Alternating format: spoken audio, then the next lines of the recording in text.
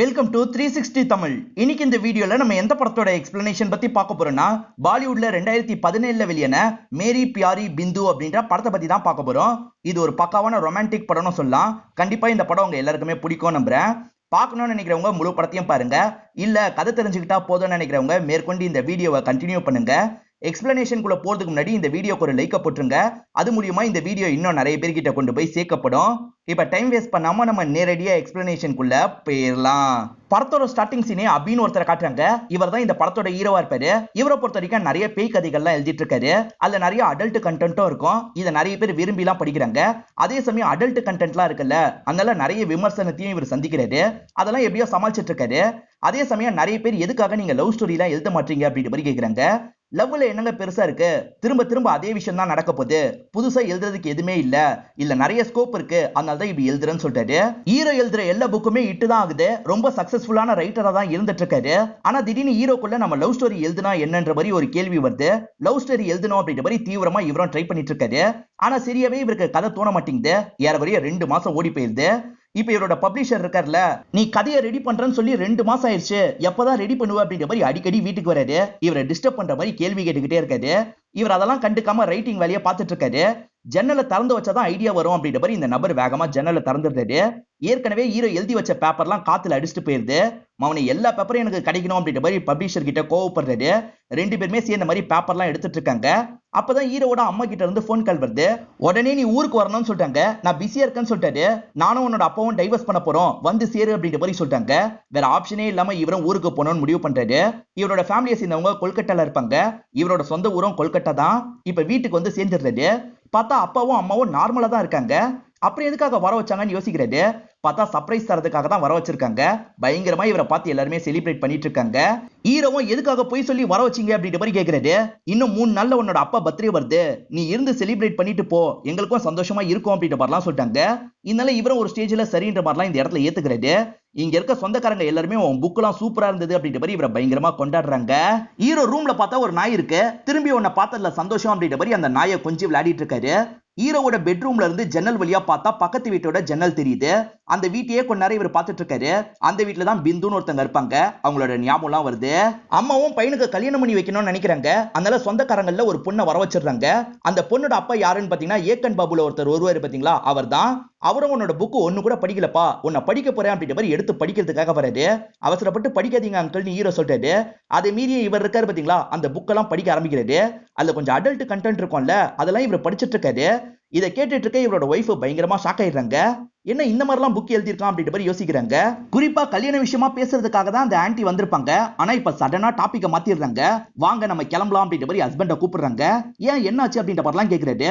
முதல்ல வாங்கன்ற மாதிரி வேகமா ஹஸ்பண்ட கூப்பிட்டு கிளம்புறாங்க. ஹீரோ நைட்டு நேரம் பக்கத்து வீட்டு ஜன்னலை பார்த்தாரு பாத்தீங்களா, இப்ப அந்த இடத்துல லைட் எரியுது. லைட் எரியறதுனால யாரோ வந்திருக்காங்கன்னு இவர் யோசிக்கிறாரு. அந்த இடத்துக்கு போனோம் அப்படின்ற மாதிரி மரம் வழியே இவர் அந்த இடத்துக்கு போயிட்டு இருக்காரு. இவர் போயிட்டு இருக்கிறது அந்த வீட்டோட ஓனர் பார்த்துடுறாரு. நீ நினைக்கிற மாதிரி பிந்துலாம் வரல, மரத்தை விட்டு இறங்குன்னு சொல்லிட்டாரு. ஆனா ஹீரோ கேட்க மாட்டாரு. தாண்டி அந்த வீட்டுக்கு வந்துடுறாரு. பழைய பொருள்லாம் வச்சிருக்க ஸ்டோர் ரூம் மாதிரி தான் அந்த இடம் இருக்கு. அங்க இருக்க ஒவ்வொரு பொருளையும் இவர் பார்த்துட்டு இருக்காரு. இப்பதான் அங்க இருக்க ஒரு கேசட்டை பாக்குறாரு. அதை பார்க்கும்போது பிந்துவோட ஞாபகம் வருது. இவரும் அந்த கேசட்டை பிளே பண்ணி அதுல ஓடிட்டு இருக்க பாட்டெல்லாம் சந்தோஷமா கேட்கிறாரு. இவர் சின்ன வயசுல பிந்துன்னு ஒருத்தங்களா பயங்கரமா லவ் பண்ணிருப்பாரு. மேரி பியாரி பிந்து அப்படின்ற பேர்ல ஒரு கதை எழுதுனா என்ன அப்படின்ற மாதிரி யோசிக்க ஆரம்பிக்கிறாரு. அந்த பாட்டு கேசட்டை போட்டுக்கிட்டே கதைக்கான மூடுக்கு இவர் வர ஆரம்பிக்கிறாரு. இப்ப பிந்துவோட கிளிப்பிங்ஸ் எல்லாம் லைட்டா நமக்கு காட்டுறாங்க. ஹீரோ இப்ப இருக்க காலத்தை பொறுத்த வரைக்கும் 2010 தான் இருக்கும். இப்ப ஹீரோவோ ஸ்டோரி ஆரம்பிக்கலாம்னு ஆரம்பிக்கிறாரு. 1983 எல்லாருமே வேர்ல்டு கப்பை பத்தி தான் நியூஸ்ல கேட்டுட்டு இருந்தாங்க. அன்னைக்கு தான் முத வாட்டியா அவளை பார்த்தேன் அப்படின்ற மாதிரி சொல்லிட்டாரு. பிந்து இருக்காங்கல்ல, பேரண்ட்ஸ் கூட முத வாட்டி அப்பதான் வீட்டுக்கு வந்திருப்பாங்க. இவரும் மாடியில இருந்து கவனிக்கிறாரு. வந்தவங்களுக்கு ஏதாவது தருவாங்கல்ல, அந்த மாதிரி தரதுக்காக தான் முதல்ல அந்த இடத்துக்கு வராது. பிந்து பாட்டை தான் கேட்டுட்டு இருப்பாங்க. நீயும் கேளு அப்படின்ற மாதிரி இவரை கேட்க வைக்கிறாங்க. இவரும் சந்தோஷமா பாட்டெல்லாம் கேட்கிறாரு. பிந்துக்கு சின்ன வயசுல இருந்தே சிங்கர் ஆகணும் அப்படின்ற மாதிரி ஆசை இருக்கும். அடிக்கடி இவர்கிட்ட பாட்டெல்லாம் பாடி காமிச்சிருப்பாங்க. இப்ப பிந்துக்கு ஏறக்குறைய 18 வயசு ஆயிருது. ஒரு ஹோட்டல்ல தான் இவங்க பாட்டு பாடிட்டு இருக்காங்க. இதுல கிடைக்கிற காசை பாக்கெட் மணிக்கு யூஸ் பண்ணிக்கலாம்ல, அதனால தான் இந்த மாதிரி பாடிட்டு இருக்காங்க. பிக்கப் பண்றதுக்காக ஹீரோ வந்திருக்காரு. இப்ப ஹீரோ கூட சேர்ந்த மாதிரி இவங்களும் கார்ல கிளம்பிட்டு இருக்காங்க. இது ஹீரோவோட காரா தான் இருக்கும். ஹீரோ என்ன சொல்றாருன்னா, ராகுல் இன்னைக்கு நைட்டு கார் வேணும்னு கேட்டான் அப்படின்ற மாதிரி சொல்லிட்டாரு. ராகுலுக்கு தான் சரியா கார் ஓட்ட தெரியாதுல்ல, அவன் எதுக்கு கேட்டான் அப்படின்ற மாதிரி இவங்க கேக்குறாங்க. அவன் காரை ஓட்டுறதுக்காக கேட்கல, கேர்ள் ஃப்ரெண்டு கூட ஒன்னா இருக்கிறதுக்காக கேட்டிருக்கான் அப்படின்ற மாதிரி சொல்லிட்டு, ஓஹோ அப்படியா விஷயம் அப்படின்ற மாதிரி பிந்து வேணும்ட்டே இவங்களோட பொருள் ஒன்னா கார்ல போட்டுறாங்க. இப்ப இவரும் ராகுல் கிட்ட காரை தரதுக்காக வந்துடுறாரு. ராகுல் பார்த்து பத்திரமா போயிட்டு வா அப்படின்ற மாதிரி ஈரின் அனுப்பி வச்சிடுறாங்க. அந்த காரை உடனே ஃபாலோ பண்ணுங்க அப்படின்ற மாதிரி ஒரு டாக்ஸி கிட்ட சொல்றாங்க. டாக்ஸி மூலியமா அந்த காரை ஃபாலோ பண்ணி வந்துடுறாங்க. அவர் பக்கத்துல காரை நிறுத்திட்டு கேர்ள் ஃப்ரெண்டு கூட சந்தோஷமா இருக்காரு. இவங்க அப்பன்னு பார்த்து என்னோட பொருள் மிஸ் ஆயிடுச்சு, எடுக்கிறதுக்காக வந்திருக்கன்ற மாதிரி தேடி எடுக்கிறாங்க. இதனால அந்த கேர்ள் ஃப்ரெண்ட் செம்மையா டென்ஷன் ஆயிடுறா. ஒரு நாள் தான் அப்படின்ற மாதிரி ராகுல போட்டுலாம் அடிச்சிட்டு இருக்கா. பயங்கரமா கிண்டல் பண்ணிட்டாங்கல்ல, அதனால ஈரின் ரொம்ப சந்தோஷப்படுறாங்க. என்ன உப்பு மூட்டை மாதிரி தூக்கிட்டு போ அப்படின்ற மாதிரிலாம் விளையாடிட்டு இருக்காங்க. ஹீரோவை பொறுத்த வரைக்கும் நல்லா படிப்பாரு. ஈரினும் உன்னோட பேப்பரை தா அப்படின்ற மாதிரி எக்ஸாம் ஹால்ல கேக்குறாங்க. இவரும் தந்துடுறாரு. இவங்க தான் எழுத போறாங்கன்னு பார்த்தா ஈரின் எல்லார்கிட்டயும் பாஸ் பண்ணிட்டு இருக்காங்க. ஆக மொத்தத்துல நிறைய பேர் ஹீரோவோட பேப்பரை யூஸ் பண்ணி எக்ஸாம் எல்லாம் எழுதி முடிச்சிடுறாங்க. இந்த விஷயத்தெல்லாம் சாரன் கவனிக்கிறாரு, பெருசா கண்டுக்க மாட்டாரு. இந்த மாதிரி பேப்பரை எழுதுறதுக்காக தந்தாங்கல்ல, அதுக்கு பதிலா காசு தரணும் அப்படின்ற மாதிரி அந்த பசங்க கிட்ட சொல்லியிருப்பாங்க. அந்த பசங்க அவங்க கையில இருக்க எல்லா காசையும் இவங்க கிட்ட தந்துடுறாங்க. இதையும் பாக்கெட் மணி மாதிரி யூஸ் பண்ணிக்கிறதுக்காக தான் கலெக்ட் பண்ணிருப்பாங்க. ஹீரோவும் வீட்டுல உட்காந்து படிச்சிட்டு இருக்காரு. 2 வாட்டி போன் கால் வருது. ஆனா அம்மா எடுக்க வரதுக்குள்ள கால் கட் ஆயிருது. அடிக்கடி இந்த மாதிரி தான் கால் வருது அப்படின்ற மாதிரி அம்மாவும் அப்பா கிட்ட சொல்லிட்டாங்க. என்னால இந்த மாதிரி கால் வருது அப்படின்றது அப்பாக்கு தெரியும். லைட்டா ஸ்மைல் பண்றாரு. இப்ப ஹீரோவும் பாத்ரூம் வருது அப்படின்ற மாதிரி இங்க இருந்து எந்திரிச்சு போறாரு. ஈரினை பாக்குறதுக்காக வந்திருக்காரு. ஈரின் தான் அந்த மாதிரி 2 வாட்டி கால் பண்ணிருப்பாங்க. ஈரின் இருக்காங்கல்ல, ஒரு சின்ன நாயை ரோட்ல இருந்து எடுத்துட்டு வந்திருக்காங்க. ஈரின் அப்பாவை பொறுத்த வரைக்கும் ஆர்மி மேனா இருப்பாரு. ரொம்ப ஸ்ட்ரிக்டானவரு. இதை வச்சுக்க அலோவ் பண்ண மாட்டாரு. நீ தான் உன் வீட்டுல பத்திரமா வச்சுக்கணும் அப்படின்ற மாதிரி சொல்லிட்டாங்க. எனக்கு தான் நாய்னாலே அலர்ஜின்னு உனக்கு தெரியும்ல, முடியாதுன்னு சொல்லிட்டாரு. ப்ளீஸ் எனக்காக வச்சுக்கோ அப்படின்ற மாதிரிலாம் கேக்குறாங்க. இவங்க கேட்கறதுனால இவரும் சரின்ற மாதிரி ஏத்திருப்பாரு. இவர் வீட்டுக்கு வந்தோம் கொஞ்ச நேரம்ல, அது இந்த நாயை தான் கொஞ்சிருப்பாரு. இப்ப 1999ல நடந்த விஷயத்த நமக்கு காட்டுறாங்க. ஹீரோவோட பிரான்ச் ஃபுட்பால் டீமுக்கு ஹீரோ தான் கேப்டனா இருப்பாரு. எதிர் டீமை பொறுத்த வரைக்கும் துருவ் அப்படின்ற ஒரு நபர் இருப்பாரு. அவரை சுத்தமா ஹீரோக்கு பிடிக்காது. எப்படியாவது ஜெயிக்கணும் அப்படின்ற மாதிரிலாம் நினைக்கிறாரு. ஆனா இவரை மீறி துருவ் தான் அந்த மேட்ச்ல ஜெயிச்சிருவாரு. ஹீரோ கிட்ட இருந்து ஹீரோயின் காரை வாங்கியிருப்பாங்க. அந்த காரை ரோட்ல ஒரு பகுதியில பாக்குறாரு. இதனால ஹீரோவும் ஃப்ரெண்ட்ஸும் வேகமா கார் கிட்ட ஓடி வராங்க. காருக்குள்ள இருந்து துருவ் இருக்காரு பாத்தீங்களா, வேகமா ஓட ஆரம்பிக்கிறாரு. பார்த்தா காருக்குள்ள ஈரினும் துருவும் சந்தோஷமா இருந்திருப்பாங்க. இத பார்த்தோன்னே ஹீரோ உடஞ்சு போயிடுறாரு. ஆனா அதை வெளி காட்டிக்க மாட்டாரு. இவங்க ராகுல கிண்டல் பண்ணாங்கல்ல, அந்த மாதிரி இவங்களை கிண்டல் பண்ற மாதிரி பேசிட்டு இருக்காரு. என்னதான் இருந்தாலும் உள்ளுக்குள்ளே இவருக்கு பயங்கர கஷ்டமா இருக்கு. எப்பவுமே இவங்களை பார்த்து பேசுறதுக்காக ஒருவர் பாத்தீங்களா, இப்ப பேசுறதுக்கு வரமாட்டாரு. போயும் துருவ தான் பிடிச்சிருக்கா அப்படின்ற மாதிரிலாம் இவர் கோவப்படுறாரு. ஆனா இவங்க இருக்காங்கல்ல, கொஞ்சம் கொஞ்சமா அவரை சமாதானப்படுத்துறாங்க. இப்படியே துருவும் ஈரினும் லவ்லாம் பண்ண ஆரம்பிக்கிறாங்க. இப்ப ஃப்ரெண்ட்ஸ் எல்லாருமே சேர்ந்த மாதிரி கேம் விளையாடிட்டு இருக்காங்க. படம் பேரை கண்டுபிடிக்கிற கேம் தான் விளையாடிட்டு இருக்காங்க. மோனான்ற ஒரு பொண்ணு தான் நடிச்சு காமிச்சிட்டு இருக்கா. அவ சரியாவே நடிக்க மாட்டா. இதனால இவங்க கண்டுபிடிக்காம பாயிண்ட் இழந்துடுறாங்க. இப்ப சட்டுன்னு இந்த இடத்துல கரண்ட் போகுது.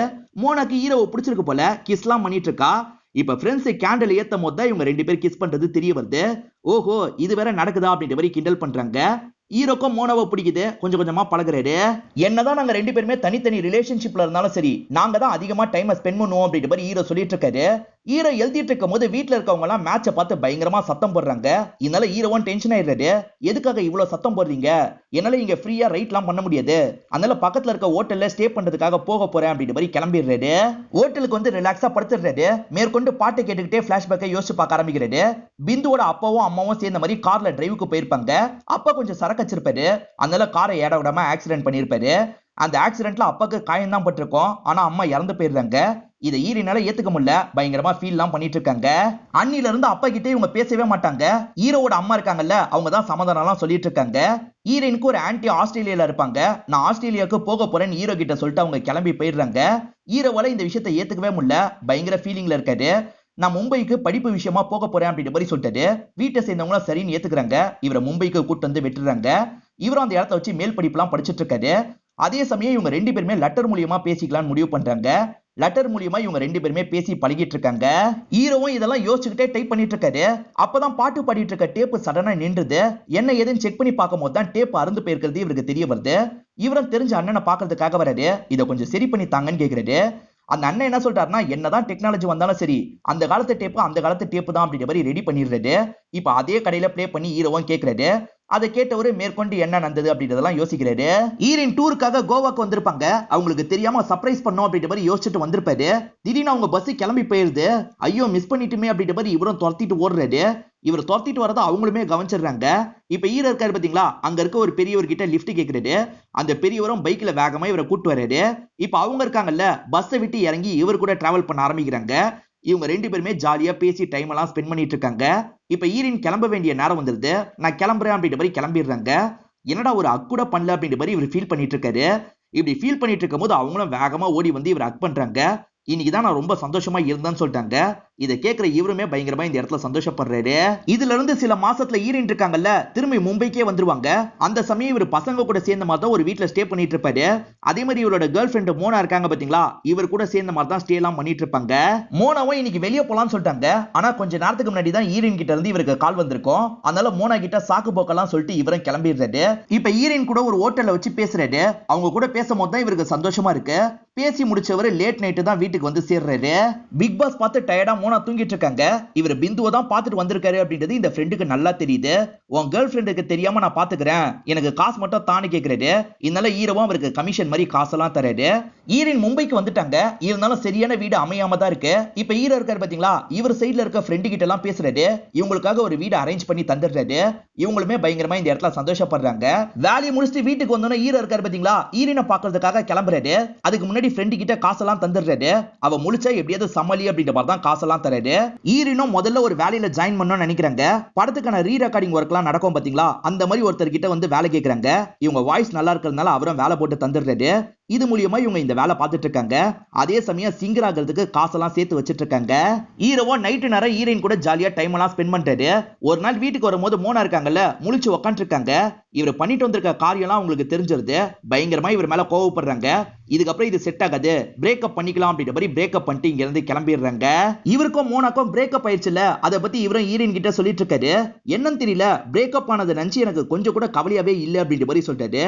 எனக்கும் துருவுக்கும் பிரேக்கப் ஆகும்போது எனக்கும் இப்படிதான் இருந்தது அப்படின்ற மாதிரி சொல்லிட்டாங்க. இவங்க ரெண்டு பேருக்குமே ஒருத்தர் பிடிச்சிருக்குல்ல, அதனால தான் இந்த மாதிரி உங்களுக்கு தோணுது. ஈரோக்கு ஃப்ரெண்ட்ஸ் நிறைய பேர் இருக்காங்கல்ல, இதை விட சரியான சமயம் வராது, நாளைக்கு அவகிட்ட ப்ரொபோஸ் பண்ணிரு அப்படின்ற மாதிரி சொல்லிட்டாங்க.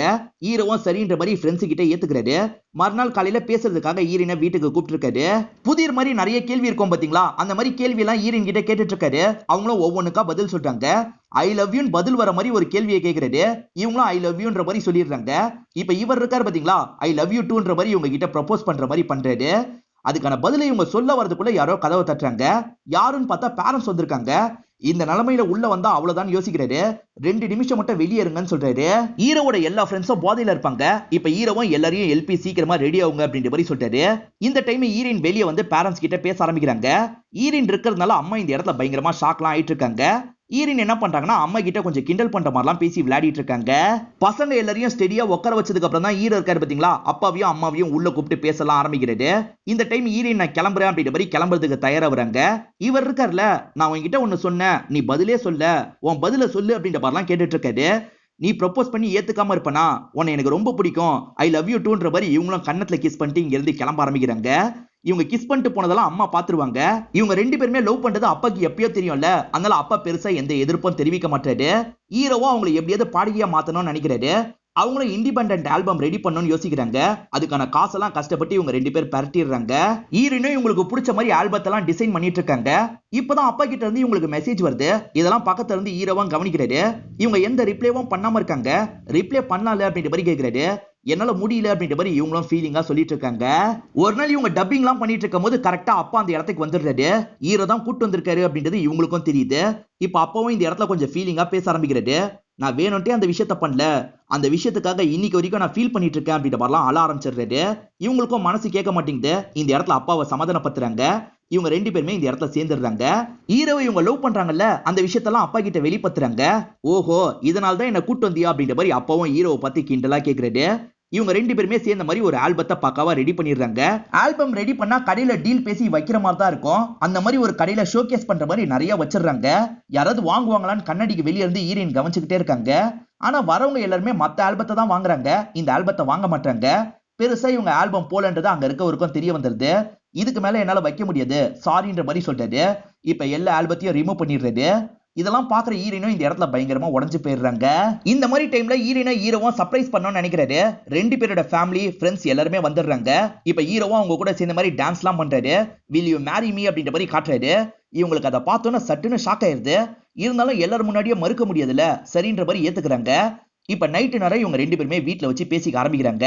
ஈரன் நினைச்சதை இன்னும் அச்சீவ் பண்ணல, அதனால எனக்கு இன்னும் டைம் வேணும்னு நினைக்கிறேன், நம்ம அவசரப்பட வேணாம் அப்படின்ற மாதிரிலாம் சொல்லிட்டு இருக்காங்க.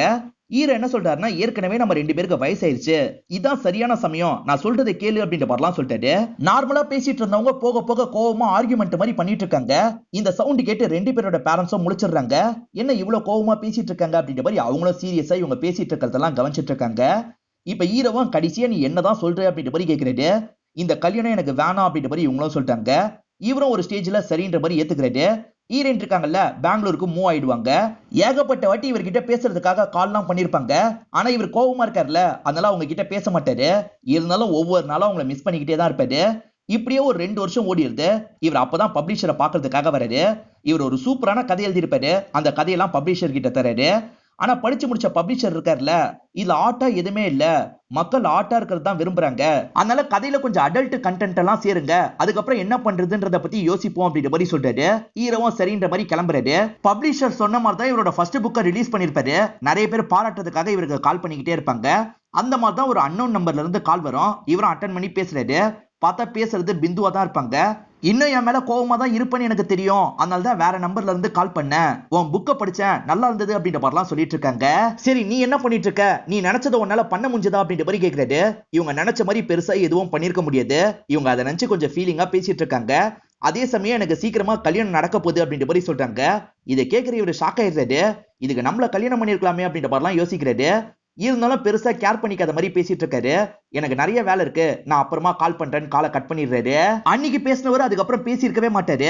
நாளைக்கு அப்பாவோட பர்த்டே செலிப்ரேஷன் இருக்குல்ல, இப்பயே வீட்டுக்கு போலாம் அப்படின்ற மாதிரி இவரும் வீட்டுக்கு வந்துடுறாரு. இப்ப அப்பாவும் ஃப்ரெண்ட்ஸும் ஜாலியா கேரம் போர்ட்லாம் விளையாடிட்டு இருக்காங்க. இவரும் சேர்ந்த மாதிரி அந்த இடத்துல ஜாலியா கேரம் போர்ட்லாம் விளையாடிட்டு இருக்காரு. ஈரன் வீட்ல இருந்து பொருள்லாம் எடுத்து வச்சிட்டு இருக்காங்க.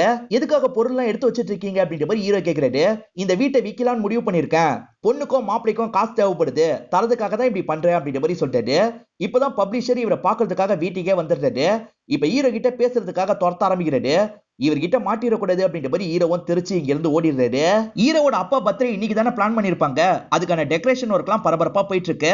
மழையில சரியா இவங்களால வேலை பண்ண முடியல. இப்பதான் ஹீரோக்கு 2 வாட்டி கால் வந்து கட் ஆகுது. உடனே இவருக்கு ஹீரோயின் ஞாபகம் தான் வருது. ஹீரோயின் தான் வந்துட்டாங்க போலன்னு யோசிக்கிறாரு. இந்த மாதிரி கால் வந்தா அந்த இடத்துக்கு போனோம்ல, இவரை எகிரி குதிச்சு அந்த இடத்துக்கு வந்துடுறாரு. அந்த இடத்துல பார்த்தா ஒரு சின்ன பொண்ணு தான் உட்காந்து இருக்கா. நீ தான் கால் பண்ணியான்னு கேக்குறாரு. ஆமான்ற மாதிரி அந்த பொண்ணு சொல்றா. இவரும் அந்த பொண்ணு கிட்ட விளையாடுற மாதிரிலாம் பேசிட்டு இருக்காரு. அப்பதான் ஹீரோயின் இருக்காங்கல்ல, பொண்ணை தேடி இந்த இடத்துக்கு வராங்க. ஹீரோவை பார்த்தோன்னா ஷாக் ஆயிடுறாங்க. எப்படி இருக்க பிந்துன்னு கேக்குறாரு. இவங்களும் நல்லா இருக்கான்னு சொல்லிட்டாங்க. இப்ப 2 பேருமே பக்கத்துல உட்காந்து பேசிக்க ஆரம்பிக்கிறாங்க. இவர் எழுதுற புக்ல அடல்ட் கண்டென்ட்லாம் காமெடியா இருக்கும்ல, அதெல்லாம் இவங்களும் மென்ஷன் பண்ணி இவரை கிண்டல் பண்ணிட்டு இருக்காங்க. எல்லா புக்கும் நல்லா தான் போயிட்டு இருக்கு, இருந்தாலும் எனக்கு இந்த விஷயம் போர் அடிச்சிருச்சு, அதனால தான் லவ் ஸ்டோரி எழுதலாம்னு நினைக்கிறேன் அப்படின்ற மாதிரி சொல்லிட்டாரு. அதுவும் நீ நல்லா தான் எழுதுவ அப்படின்ற மாதிரி இவங்க சொல்றாங்க.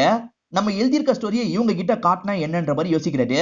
ஒரு நிமிஷம் இரு, நான் வந்துடுறேன் அப்படின்ற மாதிரி மரம் வழியா போயிட்டு இருக்காரு. என் வீட்டு படிக்கட்டையும் கொஞ்சம் யூஸ் பண்ணுப்பா அப்படின்ற மாதிரி ஈரின் அப்பா சொல்லிட்டாரு. இதனால இவர் திரும்பி வரும்போது படிக்கட்டு வழியா இந்த இடத்துக்கு வந்துடுறாரு. இதான் நான் எழுதியிருக்க கதை, இதை படிச்சு பார்த்து உன்னோட கருத்தை சொல்லு அப்படின்ற மாதிரி தராரு.